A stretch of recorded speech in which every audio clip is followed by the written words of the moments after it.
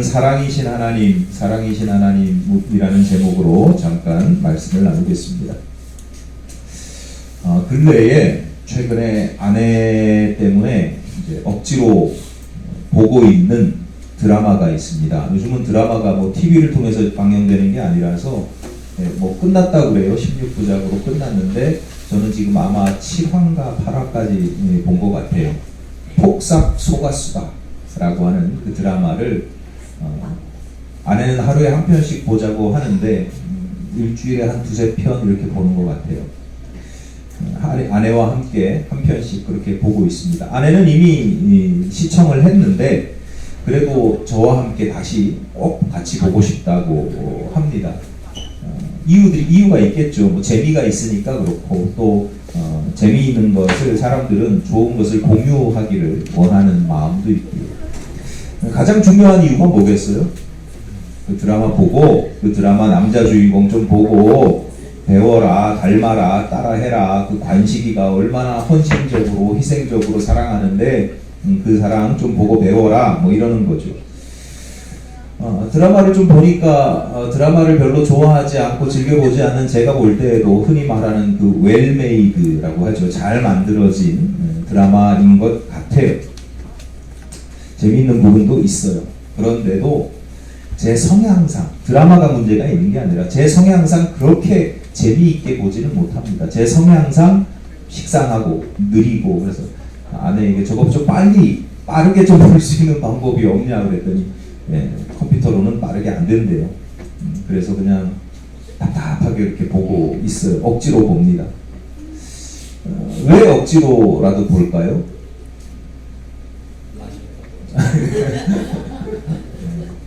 때론 맞기도 하죠. 아내의 요구이기도 하고 아내를 사랑하기 때문입니다.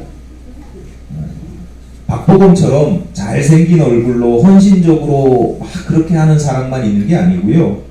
배불뚝이 아저씨가 보기 싫은 드라마를 억지로 같이 보아주는 것도 사랑입니다. 어떤 사람은 자기 인생이 대하 드라마와 같다 뭐 이렇게 이야기를 합니다. 정말 이야기를 들어보면 인생 이야기를 들어보면 드라마틱하고 영화 같은 그런 삶을 사는 경우들이 있어요. 뭐 날마다 막 죽을 뻔했다가 살아나고 뭐 이런 일들을 직접 볼 때도 있어요. 반면에 그저 평범한 하루하루를 어제가 오늘과 내일이 똑같은 평범한 하루하루를 살아가는 경우도 있습니다. 저도 보면 좀 평범한 것 같아요. 평범한 걸 좋아합니다. 드라마틱한 것 힘들어합니다. 어쩌다가 뭐 오랜만에 사람들을 만나면 가끔 제가 정말 싫어하는 일이 벌어지는데 자기 자신에 대해서 소개를 하든지 지나온 삶에 대해서든지 짧게 이야기를 해보라 뭐 이런 거예요. 5분만 이야기해봐라. 저는 좀 개인적으로 너무 힘들어요. 할 얘기가 없거든요. 얼마 전에도 지난주에도 오랜만에 어떤 모임이 있었는데 돌아가면서 부부가 나와서 이야기를 하라는 거예요. 정말 힘들어요. 할 얘기가 없어요. 그냥 매일 밥 먹고 설교 준비하다가 뭐 그렇게 살아요. 예전에 부모님께서 살아계실 때 하루에 전화를 한 통씩 드렸거든요. 근데 저희 아이들이 이제 말을 하기 시작하면서 아이들에게 통화를 하게 했어요. 저 대신에.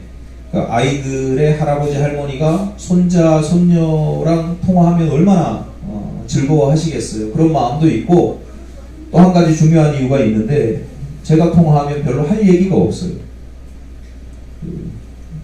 제가 통화를 하면 딱 얘기가 식사하셨어요? 잘 먹었다. 그 다음에 할 말이 없어요. 지금도 마찬가지예요. 제가 저녁마다 밤마다 요즘은 전화를 못하니까 전화를 아이들이 전화 통화하는 세대가 아니니까 저녁마다 10시, 11시쯤 되면 아이들에게 카톡으로 하는 이야기가 딱 두 개예요. 어디냐, 어디서 뭐 하냐, 밥 먹었냐, 그리고는 먹었다, 뭐 아니다, 집에 밥이 있냐, 뭐 그거밖에 없어요. 그 외에는 매일 그런 재미없는 뭐 그냥 그렇게 살아가는 제 인생에 사랑이 없을까요? 제 아내가 폭삭 소가수다와 같은 드라마를 재밌게 보는 중요한 이유가 있죠. 그 드라마가 많은 사람들에게, 심지어 외국 사람들에게도 사랑받는 이유가 있습니다. 흔한 듯 흔하지 않은 사랑 이야기이기 때문에 그래요. 누구나 부러워하고 경험하고 싶은 아주 재미있고 희생적이고 헌신적이고 드라마틱한 그런 사랑 이야기입니다. 소시민의 삶 속에서, 무슨 뭐 재벌이 나오는 게 아니고 그냥 소시민의 삶 속에서 느끼는 아주 여러 가지 희노애락이나 이런 감정 속에서 사랑 이야기를 하고 있어요.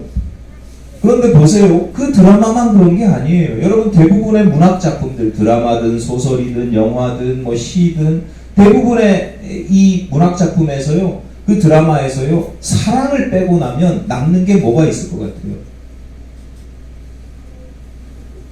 없어요. 사랑 빼면 없어요. 여러분, 생각나는 아무 드라마나 아무 영화나 보면 연인 간의 사랑이든 부모와 자식 간의 사랑이든 아니면 뭐 성공이나 물질에 대한 집착이나 사랑이든 그 사랑과 집착과 뭐 그런 애증과 뭐 그런 거 빼고 나면요, 남는 게 없어요. 왜 그래요? 여러분, 평범한 우리들의 일상, 막 드라마틱하지 않은 평범한, 매일매일 반복되는 평범한 우리 인생도 마찬가지예요. 특별할 것도 없고 재미날 것도 없지만 그 인생에서 사랑을 빼보십시오. 뭐가 남습니까? 우리 인생도요, 평범한 대부분의 인생도요, 그 인생은 사랑으로 가득 차 있어요. 내가 그걸 느끼지 못하고 이미 이렇게 무감해져 있고 둔감해져 있어서 그렇지, 대부분은 가만히 내 인생을 들여다보면요, 사랑밖에 난 몰라요. 사랑밖에 없어요. 사랑을 빼보시라니까. 사랑밖에 없다는 걸 어떻게 알 수 있냐면 사랑을 빼보시라고, 내 인생에서. 그럼 남는 게 뭐가 있나? 우리 모두가 생각도 다르죠. 삶의 자리도 다릅니다. 경험도 다르고 지식도 다릅니다. 그럼에도 불구하고 인간이라면, 사람이라면 가지고 있는 공통점이 있는데, 사랑하며 산다는 것이고 사랑받으면서 산다는 것이에요.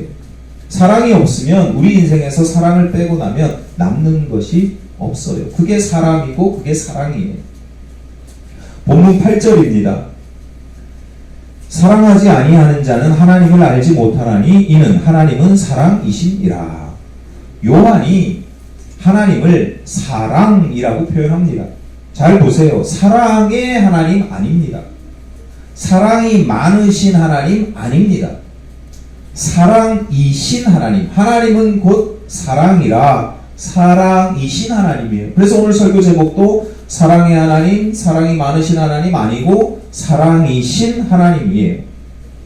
요한은요, 별명이 있어요. 사랑의 사도입니다. 계속 사랑을 강조합니다. 별명이 사랑일 만큼 사랑을 강조합니다. 오죽하면 오늘 본문에서 하나님은 곧, 하나님이 꼴 사랑이라 라고 선언할 정도이겠습니까?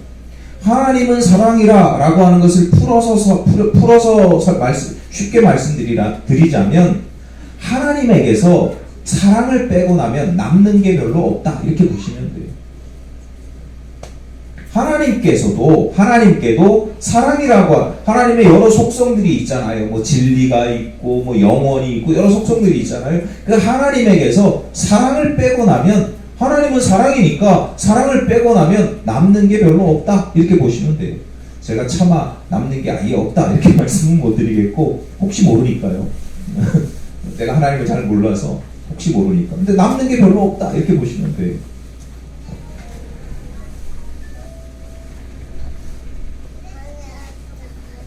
본문 7절입니다. 사랑하는 자들아, 우리가 서로 사랑하자. 사랑은 하나님께 속한 것이니 사랑하는 자마다 하나님으로부터 나서 하나님을 알고. 사랑은 하나님께 속한 것이다. 사랑은 하나님께 속한 것이다. 그래서 하나님으로부터 사랑이 나온다. 이어지는 8절에서 사랑하지 아니하는 자는 하나님을 알지 못한다. 사랑하는 사람은 하나님을 아는 사람이다. 왜냐하면 그 사랑이 하나님께로부터 나왔으니까 하나님으로부터 받고, 사랑하지 않는 자는 하나님을 알지 못한다. 사랑은 하나님께로부터 나와야 되는데 내가 그 사랑을 하지 않으니까. 여러분, 그러니까 우리가 하나님의 사람인지 하나님의 사람이 아닌지를 가장 쉽게 판단할 수 있는 분별할 수 있는 방법이 하나 있어요. 나에게 사랑이 있느냐 없느냐. 성경 말씀 달달 외우고 하루에 12시간씩 기도하는 그 모습이 하나님의 사람임을 증거할 수도 있어요. 성경을 달달달달 외우고 기도를 12시간씩 해서가 아니라 그 모습이 하나님을 사랑하기 때문이라면, 하나님의 사랑이 그런 모습으로 나타나는 것이라면, 병을 고치고 귀신을 막 쫓아내는 권능을 행하는 것이 하나님의 사람이라고 증거가 되려면 그게 사랑을 기반으로, 내가 하나님을 사랑하기 때문에 하나님의 권능을 행하는 것입니다.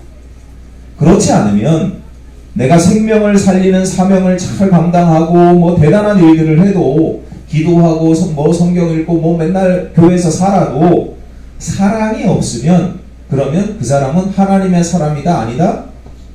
아니다. 하나님의 사람인 척하지만 하나님의 사람은 아니다. 내가 교회에 아무리 열심히 다녀도, 종교적인 열심과 성과를 낸다고 해도 그것 때문에 하나님의 사람이라고 할 수는 없다. 그런 것이 하나님을 사랑하는 마음이 있어야, 그 안에 하나님을 사랑하는 마음이 있어야 그 마음이 그런 현상으로 나타나고 행동으로 나타나고, 그랬을 때 하나님의 사람인 거죠. 마태복음 7장 21절입니다. 나더러 주여 주여 하는 자마다 다 천국에 들어갈 것이 아니요 다만 하늘에 계신 내 아버지의 뜻대로 행하는 자라야 들어가리라. 예수께서 주시는 경고의 말씀이에요. 내 아버지의 뜻대로 행하는 자, 실천이 중요하다는 거예요. 믿음의 실천을 통해서 열매 맺는 사람이 되어야 한다는 거예요. 사람은 그 나무가 아닌, 모양이 아니라, 나무 모양이 아니라, 나무는 그 모양이 아니라 맺는 열매를 보고 알 수 있듯이, 신앙생활하는 사람도 신앙생활하는 모습이 아니라 그 신앙생활하는 사람이 그 신앙생활을 통해서 맺는 열매를 통해서 알 수 있다는 거예요. 어떤 열매예요? 성경 몇 번 통독했는지, 기도를 몇 시간이나 하는지, 귀신을 몇이나 쫓아내는지, 그런 거예요? 아니라는 거예요. 날마다 하나님께 주여 주여 외쳐도 아니라는 거예요. 그거 중요한 게 아니라는 거예요. 그런 열매가 아니라는 거예요. 그래서 이어지는 22절입니다.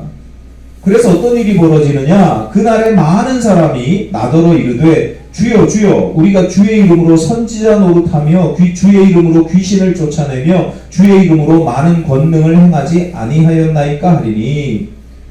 그러니까 내가 맺은 열매들을 내세우는 거예요. 하나님, 제가 이런 일도 했습니다. 심지어 주님의 이름으로 행했습니다. 이 사람들이 거짓말하는 걸까요? 거짓말 아니죠. 이어지는 23절입니다. 그때에 내가 그들에게 밝히 말하되 내가 너희를 도무지 알지 못하니 불법을 행하는 자들아 네게서 떠나가라 하리라. 주님께서 하시는 말씀이 참 차가워요. 어떻게 이렇게 말씀하시는지 모르겠어요. 내가 너희를 도무지 몰라. 그리고 또 한 가지 더해서 말씀하시는데, 내가 너희를 모를 뿐만 아니라 너희는 불법을 행했어. 너희는 악을 행한 거야. 이렇게 이야기한단 말이에요. 아니, 주의 이름으로 선지자 노릇도 하고 말씀도 전하고 귀신도 내어 쫓았는데 그게 불법이라는 거예요. 악행이라는 거예요. 그러면서 마지막으로 치명타를 날리죠. 당신을 떠나가라 하십니다. 나를 떠나가라. 여러분, 다시 말씀드리지만 잘 분별하셔야 되는 게, 그렇지 못하면 그날에 어떤 사람들, 많은 사람들, 어쩌다 한두 사람이 그런 게 아니라는 거예요. 그날에 많은 사람들이 그렇게 항변하게 된다는 거예요. 그들이 어리석어서 그러겠어요? 극악무도해서 그러겠어요? 아니에요. 나름 열심히 살았고 나름 신실하게 살았다고 하는 사람들이에요. 그런데 정작 분별력이 없어서 정작 중요한 것, 가장 중요한 것 하나를 놓쳤는데, 그게 뭐냐면 하나님을 몰랐다는 거예요. 아니, 하나님의 이름으로 선지자 노릇도 하고 권능도 행했는데 맨날 하나님께 기도하고 하나님의 말씀을 붙들었는데 하나님을 몰랐다는 거예요. 주님을 몰랐다는 거예요. 하나님에게서 뭐 빼면 남는 게 없다고요? 사랑인데 사랑의 하나님을 모르는 거예요. 사랑의 하나님을 모르니까 하나님에게서 사랑 빼면 남는 게 없는데 그 사랑을 모르면 하나님 모르는 거죠. 사랑이 많으신 하나님도 아니고 사랑 그 자체이신 하나님인데 그 사랑 그 자체이신 하나님인데 내가 신앙생활을 30년, 50년 평생을 해도 나에게 사랑이신 하나님을 내가 잘 몰라. 그러면 하나님 모르는 거죠. 그렇게도 신앙생활 할 수 있어요. 지옥 가기 싫어서 복 받으려고 많아요. 그러니까 신앙생활 열심히 하는데 보면 그 사람이 가는 곳곳마다 분열이 일어나고 앞에서는 막 웃고 막 이러는데 맨날 뭐 남들 호박씨나 까고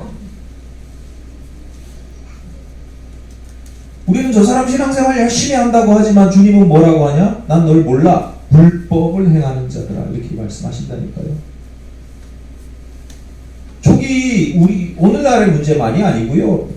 늘 있었어요. 사람이니까 늘 있었어요. 교회에도 사람이 모이는 곳이니까 그런 모습이 늘 있어요.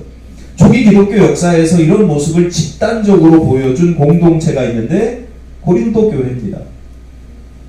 그래서 바울이 고린도 교회에 보낸 첫 번째 편지 13장에서 이렇게 13장이 이렇게 시작되잖아요. 내가 사람의 방언과 천사의 말을 할지라도 사랑이 없으면 소리나는 구리와 울리는 꽹과리가 되고, 사람의 방언을 하고 천사의 말을 하는 게 얼마나 놀라운 일이에요. 하나님의 은사를 받아야 가능한 일이거든요. 하나님의 은사를 받기까지 얼마나 열심히 신앙생활을 했겠어요. 기도를 얼마나 많이 했겠어요.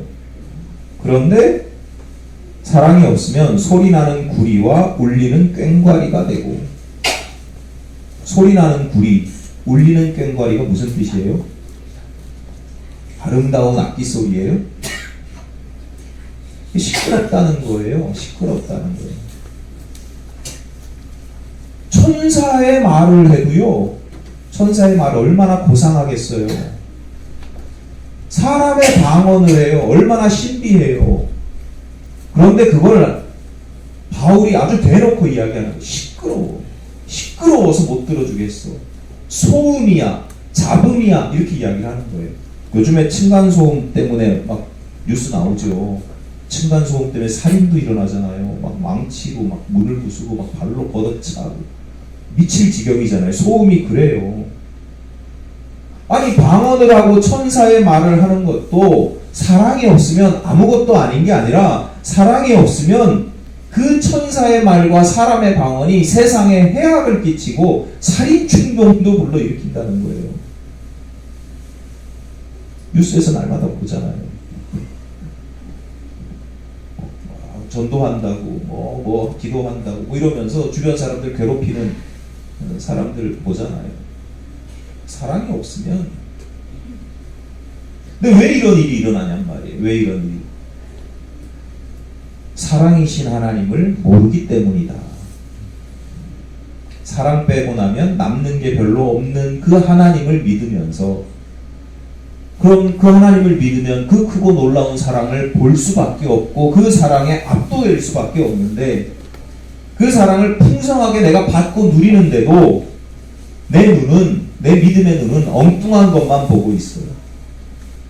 하나님의 신비한 능력, 그래서 내가 잘 먹고 잘 사는 거, 내 뜻대로 되는 거, 그래서 사랑의 감정은 사라지고, 말로는 사랑의 하나님 하죠. 말로는 한다니까. 말로는 사랑의 하나님, 기도할 때도 사랑의 하나님 하죠.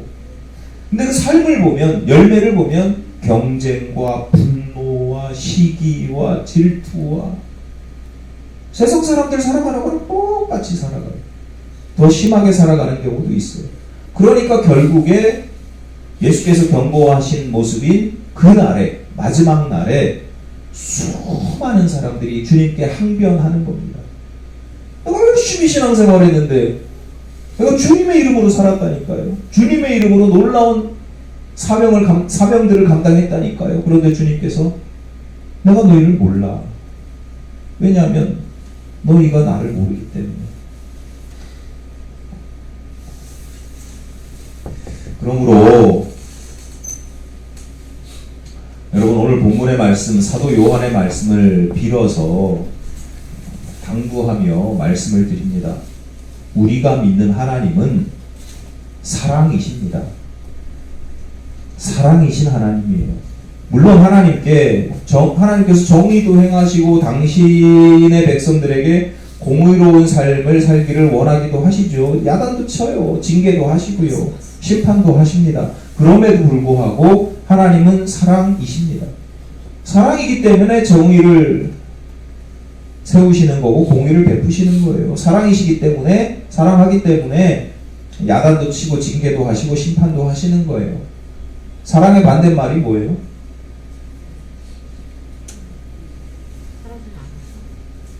이거 사랑하지 않았다. 사랑의 반대말 모르시는구나. 모르시는 분들이 많으시네요. 저는 뭐 100% 동의할 수는 없는데 사랑의 반대말은 무관심이라고 그러잖아요. 무관심. 그러니까 미워하는 것도 관심이 있는 거고 사랑이 있다는 거예요. 사랑의 반대는 무관심이래요. 무관심. 원고랑 다르네. 다 아실 줄 알고. 사랑의 반대말은 무관심이래요. 관심도 저 자식이 무슨 짓을 하든 관심이 없어요. 저희 딸이 맨날 와가지고 그런 얘기 하거든요. 뭐 연예인 누가 뭐 무슨 일이 있었대나 저래더라. 미안해, 아빠가 관심이 없다.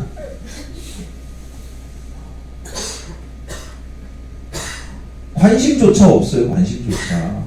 뭐 수백억을 벌었든 수백억을 뭐 수천억을 날렸든 그 사람 삶이고 내가 거기까지 신경 쓰고 싶진 않다.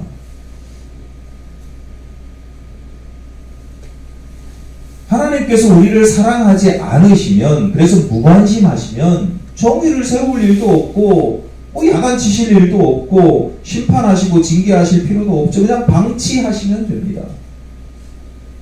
사랑하시니까 개입하시고 간섭하시는 거예요. 이럴 수도 있죠. 적당히 사랑하다가 야, 얘 도저히 안 되겠는데? 그러면 이제 버릴 수도 있잖아요. 포기할 수도 있잖아요. 보통은 그게 정의라고 한단 말이에요. 그게 바르잖아요. 바르지 않아요? 보통 세상에서 그래요. 내가 사랑할 만큼 사랑해보다가 도저히 안 되겠는데? 처음부터 관심이 없는 게 아니라 내가 좀 사랑해보려고 했는데 얘는 도저히 싹수가 안 보여. 안 되겠어. 그럼 버리면 되잖아요. 아니 실제로 반려동물을 버리시는 분들 많대요. 가끔 뉴스 나오잖아요. 아마 키우는 사람들이 많아지니까 아마 이제 버리는 사람도 많아지는 것 같아요. 어쨌거나 어릴 때는 예쁘고 귀엽고 사랑스러워서 자식처럼 키워요. 늙고 병들면 처리하기가 곤란하단 말이에요. 돈도 많이 들고. 그래서 제일 심한 건 뭐 며칠간 집을 비운다, 여행 간다, 그래서 버린다는 거예요. 여행지에서 뭐 버리기도 하고. 이 사람은 반려동물을 사랑하는 거예요? 사랑하지 않는 거예요? 사랑하지 않는 거면 아예 사랑이 전혀 없으면 무관심하는 건데 사랑하긴 한단 말이에요. 근데 딱 그만큼만, 딱 거기까지만. 엄밀하게 보면 반려동물을 사랑하는 게 아니고 자기 자신을 사랑하는 거예요. 자기 자신을 사랑하는 수단으로 반려동물을 삼는 거죠. 근데 생각해 보세요. 하나님도 마찬가지 아니에요? 하나님은 우주적인 신이고 영원하신 분이에요. 우리 인간은 그런 우주의 먼지와 같은 존재예요. 아주 짧은 불교적 용어긴 하지만 찰나, 순간을 살아간단 말이에요. 여러분 어릴 때 들판을 뛰어놀던 게 엊그제 같은데 벌써 여기저기 많이 아프시죠? 좀 많이 아파요. 얼마 전에도 뭐 몇 년 안 되는 선배 목사님 만났는데 이제 이야기가 주로 이제 나오는 이야기가 정말 굉장히 웃겨요. 20대 초반에는 막 사회를 변화시키고 하나님 나라를 만들고 이러던 분이 결혼하고 애 낳고 막 하던, 그다음부터 남자들이 모여가지고 야, 그 기저귀가 뭐가 싸고 뭐 이런 얘기 하다가 요즘은 만나서 무슨 얘기 하냐면 이제 죽을 준비해야 된다고. 목회도 죽는 날을 염두에 두고 해요. 근데 여러분 안 그래요?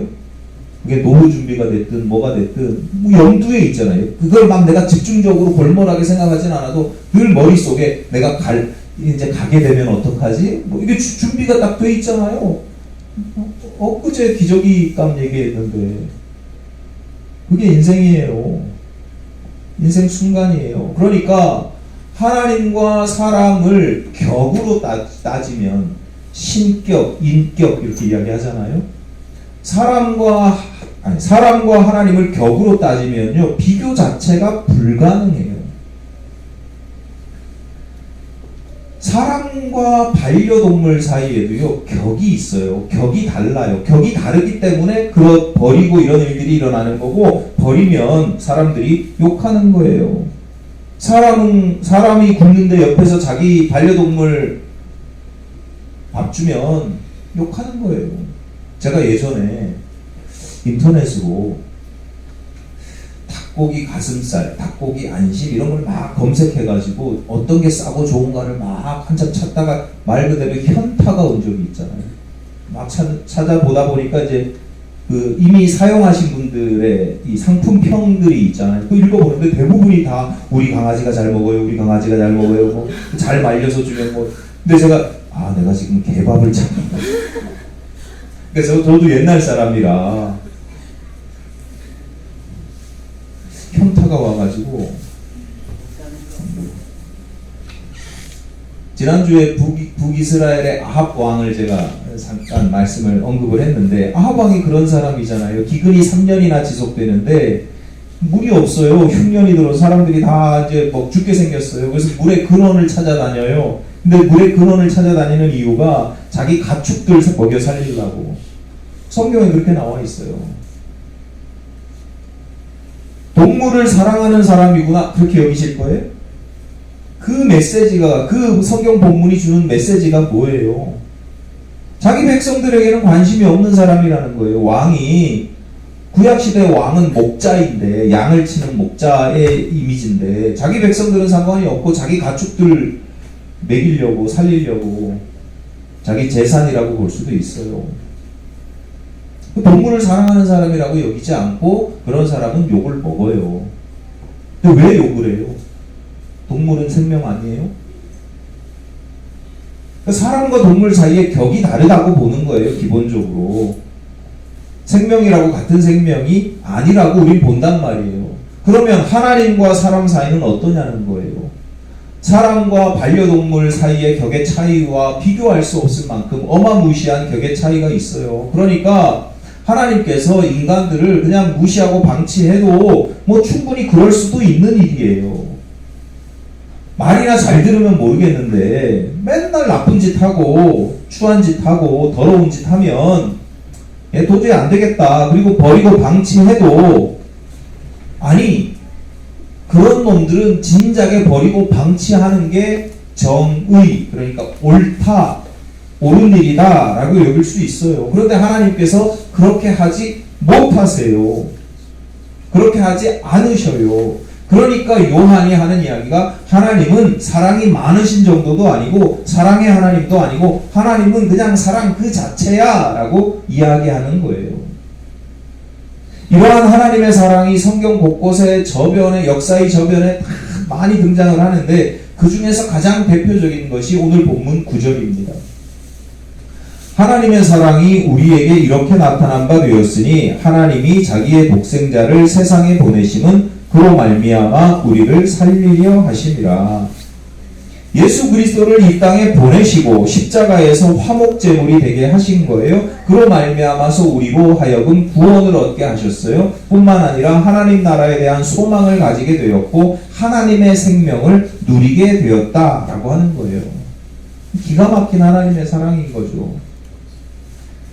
여러분, 드라마 폭삭 속았수다의 남자 주인공 양관식이 여자 주인공 오애순을 사랑하는 모습이 참 대단합니다. 10살 때부터 날마다 집에 생선 가게를 했는데 자기 집이 생선을 날마다 훔쳐가지고 갖다 바쳐요. 그걸 10년을 해요. 10년을. 그래서 오해수는 내가 거지냐 그러는데도 말없이 그냥 맨날 갖다 바쳐요. 결혼하고 나서는 가족 먹여 살리겠다고 몸이 성한 곳이 없어요. 자존심도 다 내려놔요. 상처는 자기가 다 안고 가요. 막내 아들이 죽었는데 스포 해도 되나? 네, 스포는 여기서 요 정도만 하고 또 나중에 보실 수 있는 분이 있으니까 대단한 자랑을 해요. 소시민으로서 능력 없는 사람으로서 자기가 할 수 있는 걸 몸이 부서져라 해요. 하나님의 사랑에는요 비교할 바가 안 되고 비교하는 것 자체가 말이 안 돼요. 제가 양관식의 사랑을 폄하하려고 그러는 게 아니고 하나님의 사랑을 그것과 비교해서 뭐 우월하다 이런 말씀을 드리려고 하는 게 아니고요. 왜 이런 말씀을 드리냐면 여러분이 지금 하나님의 그 크신 사랑을 받고 있다, 누리고 있다라고 하는 것 때문에 말씀을 드리는 거예요. 예를 들어서 여러분 남편이 양관식이처럼 나를 사랑해주지 않아서 화가 나십니까?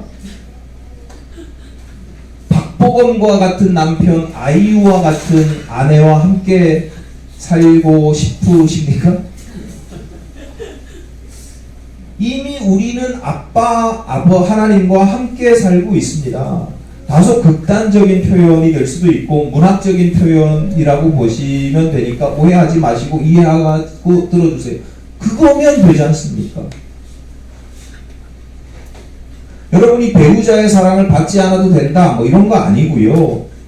뭐 배우자의 부모의 자식의 친구의 동료의 사랑을 받지 못하면 서운할 수 있어요. 안타까울 수 있어요.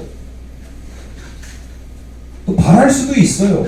그런데 내가 그 사람들 사이의 사랑을 내가 바라는 기대하는 사랑을 조금 더 받지 못한다고 해서 인생 전체가 그늘질 필요는 없잖아요.